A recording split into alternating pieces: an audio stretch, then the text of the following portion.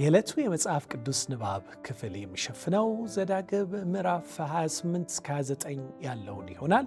የመታዘዝ በረከት በሚል ርዕስ ከዚህ ክፍል እንመለከታለን። እንዲህ ይላል፣ እንቅብህና ቦሃቃህ ብሩክ ይሆናል። እነዚህ ቃላት ትኩረታችንን በቀላሉ የሚስቡ ናቸው። በእርግጥም ብዙዎቻችን ተግተን የምንሠራው ኑሯችንን ለማሸነፍ የተሻለ ሕይወት እንዲኖረን ብለን እንደሆነ ሳይታለም የተፈታ ሐቅ ነው። ግን የሳልነውን ያንን ለመኖር ምን ያህል ችለን ይሆን?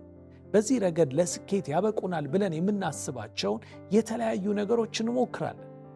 ታዲያ ይህንን በተመለከተ የእግዚአብሔር ቃሉን መስማት እንዲሁም እርሱን መታዘዝ፣ ትእዛዙን መፈጸም ለእውነተኛ ስኬት የሚያበቃ አስተማማኝ ቁልፍ መሆኑን ሙሴ ለእስራኤላውያን በመጨረሻ ንግግሩ ካስተላለፈው መልእክት እንረዳለን።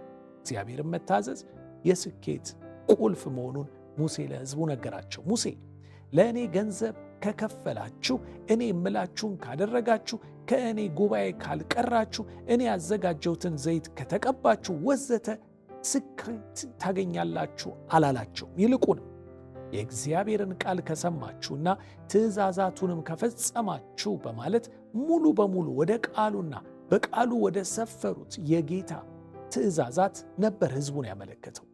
እኛም ዛሬ እውነተኛ ስኬት ከፈለግን ወደ እግዚአብሔር ቃል መመለስ፣ በዚያም ጌታ ለጥቅማችን ያሰፈረልንን የእርሱን ትእዛዛት የሕይወታችን መመሪያ አድርገን መቀበልን አማራጭ የሌለው ጎዳና ልናደርገው ይገባል። ያን ጊዜ ነው እውነተኛ ስኬት፣ እውነተኛ ሰላም፣ እውነተኛ ዕረፍት የሚገኘው። የእግዚአብሔር ሕዝብ ልቡ እጅግ በአምላኩ ላይ ሸፍቶ በጣዖት አምልኮ ውስጥ በተዘፈቀበት ጊዜ ኤልያስ የእግዚአብሔርን ቃል በመስማትና በመታዘዝ ሕዝቡም ወደ እግዚአብሔር በእውነተኛ መታደስና መለወጥ እንዲመጡ እንደጸለየ እንመለከታለን። የሕዝቡን ልብ ያሸፈቱትን መሪዎች ፊት ለፊት ተጋፈጣቸው። እግዚአብሔርም በአስደናቂ ታምሩ እንቅብና ቦሃቃውን ባረከለት። ሊያልቅ የነበረውን ዱቄትና ዘይት አትረፈረፈው። በሌላም ጊዜ ደግሞ በሰማይ ቁራ መገበው። መጽሐፍ ቅዱስ ለጌታ ቃል በመታዘዝ በረከትን ስለተቀበሉ ብዙ ሰዎች ይዘረዝርልናል። በመታዘዝ ነው በእውነት በረከት ያለው።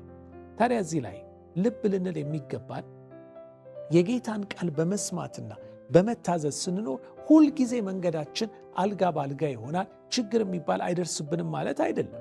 ጳውሎስ የእግዚአብሔርን ቃል በመስማትና በመታዘዝ ወንጌልን እየሰበከ በኖረው ሕይወቱ ስለገጠመው ነገር በሚዘረዝርበት ጊዜ እንዲህ ብሎ ሲናገር እናደምጣለን። ይህም ምን ያህል ከእግዚአብሔር ጋር መራመድ ከችግር ነፃ የሆነው ሕይወት ለመኖር ዋስትና እንዳልሆነ ያስተምረናል። ብዙ ጥሬ ያለው ይላል፣ ብዙ ደክም ያለው፣ ብዙ ጊዜ እንቅልፍ አጥቻለሁ፣ ተርቤ ያለሁ፣ ተጠምቻለሁ፣ ብዙ ጊዜ ምግብ ሳልቀምስ ኖሬ ያለሁ፣ በብርድና በራቁትነት ተቆራምጃለሁ ይላል 2 ቆሮንቶስ ምዕራፍ 11 ቁጥር 27 ላይ። እንግዲህ በዚህ ሁሉ ውስጥ ስናልፍ ጌታ በተለየ ጸጋው ከእኛ ጋር በመሆን በጥጋብና በመትረፍረፍ የማይገኘውን ሰላምና ደስታ ሊሰጠን ቃል ገብቶልናል። ደግሞም በመጨረሻ ሁሉን ለበጎ እንዲሠራ አድርጎ ወደ ደስታው ሙላት ያስገባናል። ይህ ነው እንግዲህ ተስፋችን።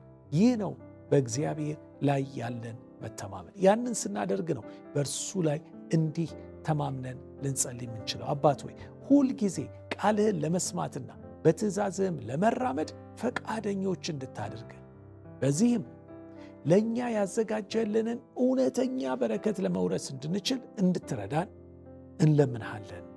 አሜን።